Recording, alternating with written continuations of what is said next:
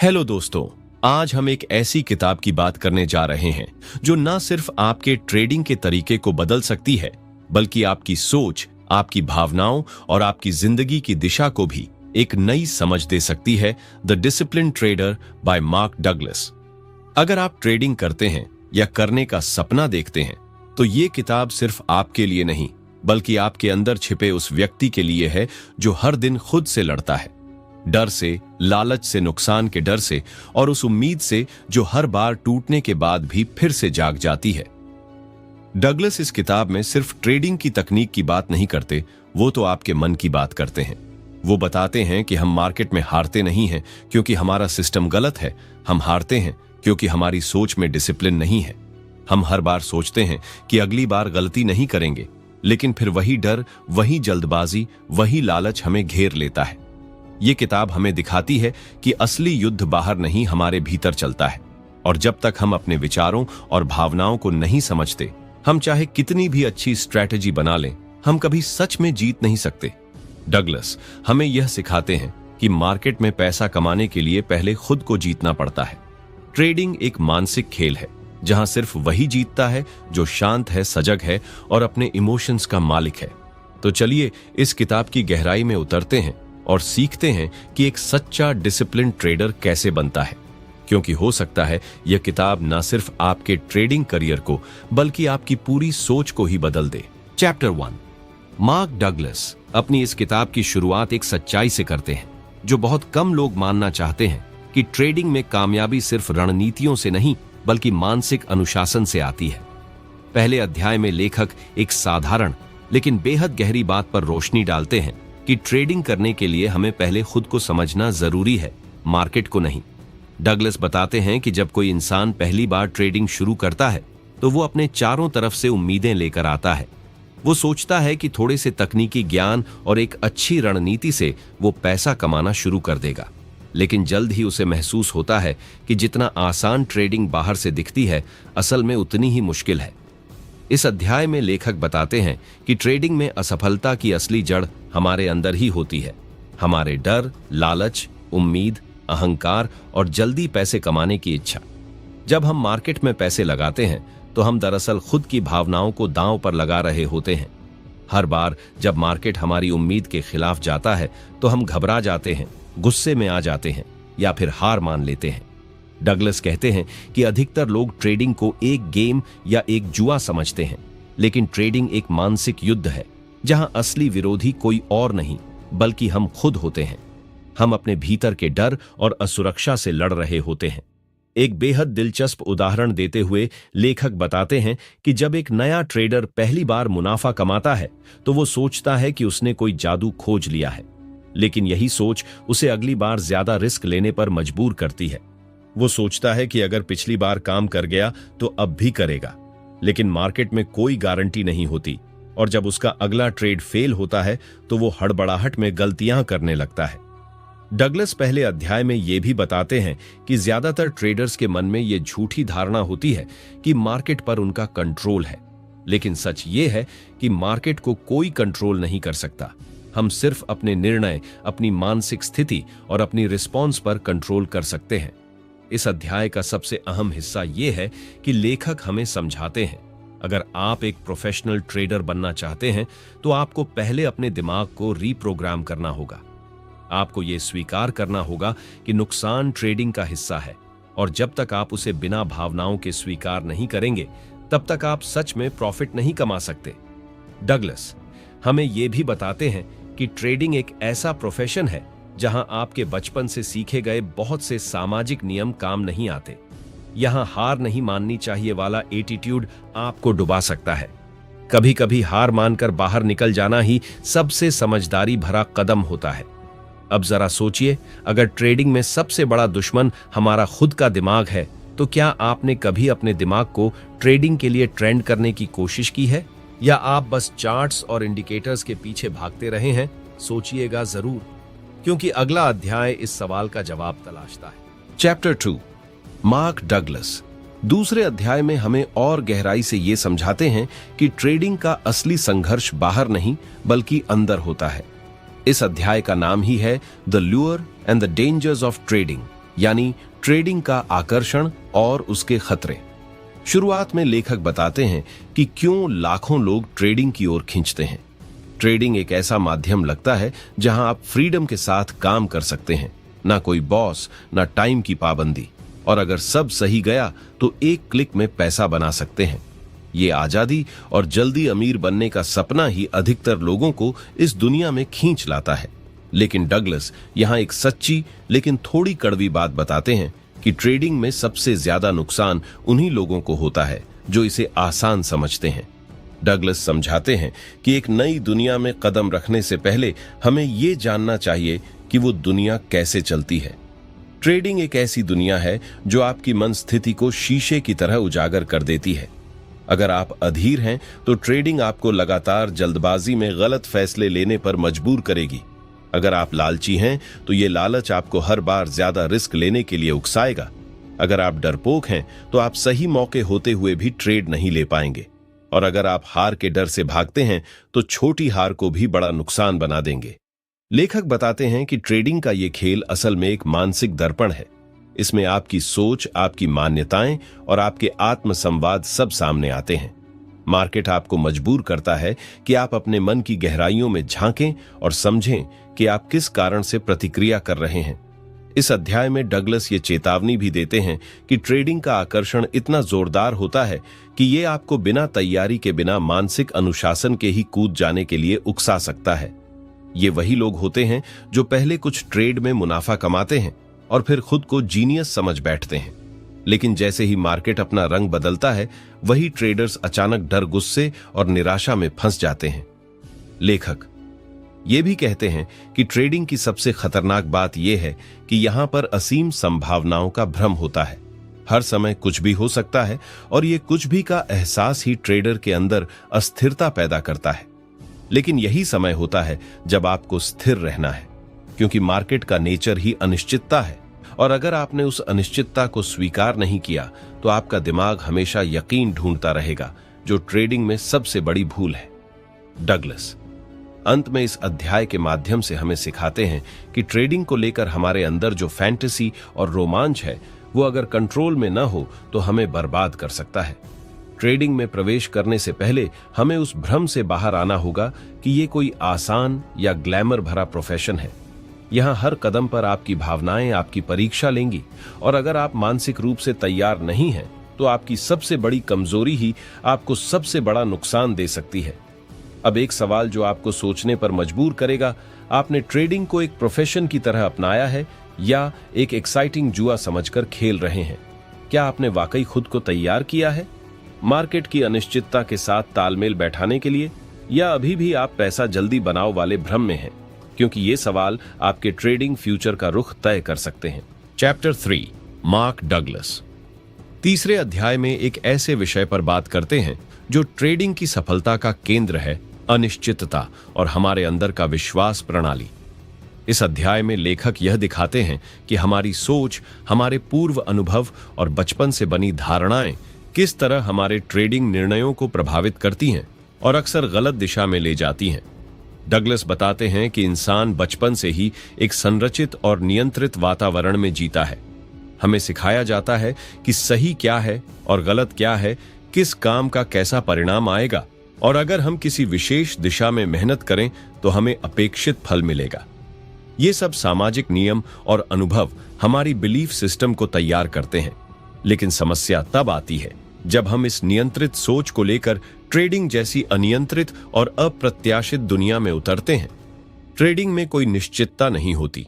कोई भी पैटर्न, कोई भी सेटअप चाहे वह 90% बार काम करता हो, फिर भी उसमें 10% असफलता की संभावना रहती है। और यहीं पर हमारे अंदर का विश्वास प्रणाली हमें धोखा देने लगती है। हमें लगता है कि अगर हमने सही ट्रेड लिया है तो वो जरूर मुनाफा देगा। लेकिन मार्केट किसी के भरोसे पर नहीं चलता, वो सिर्फ संभावनाओं पर चलता है। डगलस गहराई से समझाते हैं कि क्यों हमें अपनी सोच को सही गलत के पार ले जाकर संभावनाओं में बदलना होगा। ट्रेडिंग कोई परीक्षा नहीं है जहां सही उत्तर देने पर हमेशा पूरे अंक मिलते हैं। यहां पर आपको सही ट्रेड लेकर भी नुकसान हो सकता है और गलत दिखने वाले ट्रेड से भी फायदा मिल सकता है। इस तरह की वास्तविकता को स्वीकार करना ही एक परिपक्व ट्रेडर की निशानी होती है। यह अध्याय हमें सिखाता है कि हमारी मानसिक धारणाएं हमें लगातार इनाम और सजा की दुनिया में बांध देती हैं। यानी हम हर ट्रांजैक्शन को किसी रिवॉर्ड या पनिशमेंट से जोड़ने लगते हैं। जैसे ही नुकसान होता है, हम खुद को दोष देने लगते हैं या मार्केट को गलत ठहराते हैं, और जब फायदा होता है तो हम खुद को बुद्धिमान समझने लगते हैं। लेकिन डगलस कहते हैं कि यह सोच बेहद खतरनाक है, क्योंकि इससे हम अपनी वस्तुनिष्ठ सोच खो बैठते हैं। डगलस का यह अध्याय इस कड़वी सच्चाई को उजागर करता है कि जब तक हम अपनी बिलीफ सिस्टम को ट्रेडिंग के नियमों के अनुरूप नहीं ढालते, तब तक हम अनजाने में वही गलतियां दोहराते रहेंगे। जल्दबाजी, डर, लालच, ओवर कॉन्फिडेंस, रिवेंज ट्रेडिंग, ये सब हमारे अंदर की असंतुलित सोच के ही परिणाम होते हैं। इस अध्याय का सार ये है कि एक सफल ट्रेडर को पहले अपने विचारों की पहचान करनी होगी, उन्हें बदलना होगा और खुद को उस मानसिक ढांचे में ढालना होगा जो अनिश्चितता को स्वीकार करता है, न कि उस पर नियंत्रण की कोशिश करता है। डगलस कहते हैं कि जब तक हम सर्टेनिटी की तलाश करते रहेंगे, हम मार्केट की प्रकृति के खिलाफ लड़ते रहेंगे और यह लड़ाई हमेशा हार में बदलती है। अब सोचिए एक गहरा सवाल, क्या आप हर ट्रेड को एक नई संभावना मानते हैं, या आप अब भी इस बार तो सही होगा जैसे भावनात्मक भ्रम में जी रहे हैं? क्योंकि ट्रेडिंग में आपका अगला फैसला आपकी सोच पर नहीं, आपकी मान्यताओं पर टिका होता है, और अगर वो मान्यताएं गलत हैं तो क्या आप सही ट्रेडिंग कर सकते हैं? चैप्टर 4, मार्क डगलस चौथे अध्याय में ट्रेडिंग और आत्मचेतना के संबंध को सामने लाते हैं। इस अध्याय का फोकस है कि कैसे हमारी व्यक्तिगत पहचान, आत्मसम्मान और सुरक्षा की भावना हमारे ट्रेडिंग निर्णयों को प्रभावित करती है और अक्सर हमें ऐसे निर्णय लेने पर मजबूर कर देती है जो हमारी लॉजिक से नहीं बल्कि भावनात्मक प्रतिक्रिया से पैदा होते हैं। डगलस बताते हैं कि हर इंसान का एक आत्मचित्र होता है, यानी हम खुद को कैसे देखते हैं, हम अपने बारे में क्या सोचते हैं और हमारे लिए अपनी मानसिक सुरक्षा का क्या मतलब है। यह आत्मचित्र ही हमारी प्रतिक्रियाओं, हमारी उम्मीदों और हमारी भावनाओं का आधार बनता है। ट्रेडिंग जब हमारे इस आत्मचित्र को चुनौती देती है, तब हम डगमगाने लगते हैं। उदाहरण के तौर पर, अगर कोई व्यक्ति खुद को एक होशियार, समझदार और जीतने वाला मानता है, तो जैसे ही उसे ट्रेड में नुकसान होता है, उसका यह आत्मचित्र घायल हो जाता है और तब वह व्यक्ति नुकसान को स्वीकार नहीं कर पाता। वह उसे ठीक करने की कोशिश करता है, शायद और ज्यादा रिस्क लेकर या बिना प्लान के दूसरा ट्रेड लेकर, क्योंकि वह अपने हारने वाले रूप को स्वीकार नहीं कर सकता। डगलस बताते हैं कि यही वजह है कि बहुत से ट्रेडर्स एक ही गलती बार बार करते हैं। वो चार्ट्स बदलते हैं, स्ट्रेटजी बदलते हैं, लेकिन खुद को नहीं बदलते। जबकि असल समस्या उनके ट्रेडिंग सिस्टम में नहीं बल्कि उनके आत्मचित्र और मानसिक सुरक्षा की परिभाषा में होती है। इस अध्याय में लेखक समझाते हैं कि ट्रेडिंग में नुकसान केवल पैसा खोने का अनुभव नहीं होता, बल्कि वो हमारे मन के उस हिस्से को चोट करता है जो हमारी पहचान से जुड़ा होता है। और जब पहचान पर चोट लगती है तो हम भावनात्मक रूप से रिएक्ट करते हैं, कभी गुस्से से, कभी डर से और कभी इनकार से। डगलस ये भी बताते हैं कि बहुत से लोग ट्रेडिंग को अपनी योग्यता साबित करने के एक साधन के रूप में इस्तेमाल करते हैं। उनके लिए हर मुनाफा एक जीत है और हर नुकसान एक व्यक्तिगत हार। लेकिन ये सोच खतरनाक है, क्योंकि इससे हम हर ट्रेड को एक इमोशनल बैटल बना देते हैं, बजाय एक सटीक डिसीजन की तरह देखने के। एक और गहरी बात जो डगलस कहते हैं, जब तक आप ट्रेडिंग को मैं कौन हूं से जोड़ते रहेंगे, तब तक आप स्वतंत्र रूप से सोच नहीं सकते। आपकी हर सोच, हर फैसला इस डर से जुड़ा रहेगा कि अगर मैंने गलती की तो मैं क्या साबित हो जाऊंगा, और यही डर हमारी सबसे बड़ी बाधा बन जाता है। इस अध्याय का सार यह है कि सफल ट्रेडिंग के लिए हमें अपने मैं यानी ईगो से दूरी बनानी होगी। हमें खुद को ट्रेडिंग के परिणामों से अलग करना होगा। चाहे मुनाफा हो या नुकसान, वह सिर्फ एक परिणाम है, न कि हमारी योग्यता का प्रमाण। डगलस कहते हैं कि जब हम इस सोच को विकसित कर लेते हैं, तभी हम सच्चे अर्थों में वस्तुनिष्ठ ट्रेडर बनते हैं, जो न तो मुनाफे पर उड़ता है न नुकसान पर टूटता है। अब एक सवाल जो आपको भीतर तक सोचने पर मजबूर करेगा, क्या आप हर ट्रेड में बस पैसे कमाने की कोशिश कर रहे हैं, या आप खुद को साबित करने की लड़ाई लड़ रहे हैं? क्योंकि जब तक ट्रेडिंग आपका ईगो है, तब तक हर नुकसान आपकी पहचान को तोड़ेगा, और तब आप सोचकर नहीं, भावनाओं से ट्रेड करेंगे। क्या आप खुद को इससे अलग कर पाए हैं? चैप्टर 5, मार्क डगलस इस अध्याय में एक बेहद जरूरी लेकिन गहराई से छिपी हुई सच्चाई को उजागर करते हैं कि हम मार्केट को वैसे नहीं देखते जैसे वह है, बल्कि वैसे देखते हैं जैसे हम खुद हैं। यानी हम बाजार को अपने विश्वासों, डर, उम्मीदों और पूर्व अनुभवों के चश्मे से देखते हैं। और जब तक हम इस सच्चाई को नहीं समझते, तब तक हम लगातार गलत व्याख्या करते रहेंगे, बार बार वही मानसिक जाल में फंसते रहेंगे। डगलस समझाते हैं कि जब कोई व्यक्ति किसी चार्ट को देखता है तो वह उसमें कुछ संभावनाएं नहीं, बल्कि अपनी इच्छाएं देखता है। कोई व्यक्ति जिसने पिछली बार एक तेज गिरावट में पैसा खोया हो, वह हर गिरावट को खतरे की तरह देखेगा, जबकि कोई और उसी गिरावट को मौके के रूप में देख सकता है। यानी चार्ट वही है, लेकिन नजरिया अलग अलग है, क्योंकि हर ट्रेडर का दिमाग अलग अलग भावनात्मक अनुभवों और विश्वासों से बना है। डगलस कहते हैं कि असली खतरा यह नहीं कि मार्केट क्या कर रहा है, असली खतरा यह है कि हम उसे कैसे व्याख्यायित करते हैं। हमारी व्याख्या ही हमारी भावना को जन्म देती है और वही भावना हमारे निर्णय को बनाती है। इस तरह हम बाजार के सच पर नहीं, बल्कि अपने मन के प्रतिबिंब पर काम कर रहे होते हैं। इस अध्याय में डगलस उस क्षण पर भी फोकस करते हैं जब ट्रेडिंग के दौरान भावनाएं तूल पकड़ती हैं। जब हम किसी ट्रेड में होते हैं तो हमारा दिमाग यह चाहता है कि हमारी पोजीशन ही सही साबित हो। हम डेटा को इस तरह देखने लगते हैं जो हमारी सोच के पक्ष में हो। इसे कंफर्मेशन बायस कहते हैं। अगर हम लॉन्ग पोजीशन में हैं तो हम हर पॉजिटिव संकेत को पकड़ते हैं और निगेटिव चीजों को नजरअंदाज करते हैं। और अगर मार्केट हमारी सोच के खिलाफ जाने लगता है तो हम डर और भ्रम में आ जाते हैं। यही वह बिंदु होता है जहां ज्यादातर लोग गलती कर बैठते हैं। डगलस यह भी बताते हैं कि जब तक हम अपने अनुभवों के प्रभाव से मुक्त होकर बाजार को तथ्य की नजर से नहीं देखेंगे, तब तक हम बार बार अपने ही बनाए हुए भ्रम में फंसते रहेंगे। इसका हल है अवेयरनेस, यानी सजगता। हमें खुद को यह सिखाना होगा कि हम अपने विचारों, भावनाओं और पुराने अनुभवों से खुद को अलग करके मार्केट को एक न्यूट्रल फ्रेम से देखें। यह अध्याय एक तरह से आत्मज्ञान की यात्रा है। लेखक हमें यह समझाते हैं कि ट्रेडिंग केवल चार्ट पढ़ना नहीं, बल्कि अपने दिमाग को पढ़ना भी है। जब तक हम अपने भीतर के फिल्टर्स को नहीं पहचानते, हम मार्केट को कभी साफ नहीं देख पाएंगे, और अगर हम साफ नहीं देख पाएंगे तो सही फैसले कैसे ले पाएंगे। डगलस इस अध्याय को एक गहरे लेकिन व्यावहारिक विचार के साथ समाप्त करते हैं। मार्केट को समझना आसान है, खुद को समझना मुश्किल। लेकिन जब आप खुद को समझ जाते हैं तो मार्केट को समझना भी आसान हो जाता है। अब सोचिए, क्या आप वाकई मार्केट को देख रहे हैं, या आप सिर्फ वही देख रहे हैं जो आप देखना चाहते हैं? क्या आपकी हर ट्रेडिंग व्याख्या सच्चाई पर आधारित होती है या आपकी भावनाओं पर? क्योंकि जब तक आप खुद को नहीं समझते, तब तक क्या आप कभी मार्केट को सही समझ पाएंगे? चैप्टर 6 मार्क डगलस की यह किताब अब अपने आखिरी लेकिन सबसे निर्णायक चरण में पहुंचती है। छठे अध्याय में वे हमें एक साफ और निसंकोच दृष्टिकोण से दिखाते हैं कि अगर हम वाकई ट्रेडिंग में सफल होना चाहते हैं तो हमें भीतर की यात्रा पर निकलना ही होगा। यह अध्याय केवल मार्केट की नहीं, बल्कि स्वयं की समझ की बात करता है। यहां लेखक ये नहीं बता रहे कि कौन सा सेटअप सही है या किन चार्ट्स पर नजर रखनी चाहिए, बल्कि वो बताते हैं कि वो आंतरिक आधार क्या है जिस पर एक डिसिप्लिन ट्रेडर की असली पहचान टिकती है। डगलस यहां बताते हैं कि ज्यादातर लोग ट्रेडिंग के जरिए सिर्फ पैसा नहीं, बल्कि नियंत्रण पाना चाहते हैं।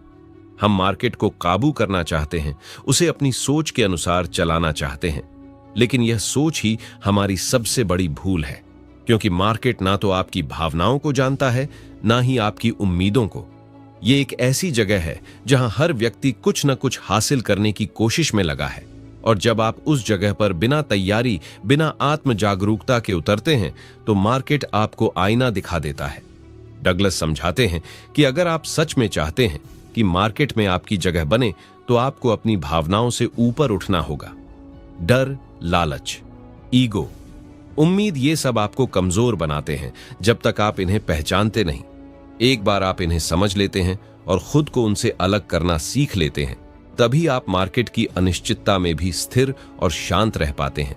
और यही है उस डिसिप्लिन ट्रेडर की असली पहचान। लेखक ये भी बताते हैं कि आत्मनियंत्रण ट्रेडिंग में वही भूमिका निभाता है जो एक मल्लाह के हाथों में पतवार की होती है। अगर आप अपने निर्णयों के पीछे की भावनाओं को नहीं जानते तो आप अपने जहाज को बिना दिशा के भंवर में ले जा रहे हैं। आपको हर क्षण खुद से यह पूछना होगा, क्या मेरा यह निर्णय डर से आया है, लालच से, या यह एक सोच समझ कर लिया गया डिसिप्लिन्ड निर्णय है।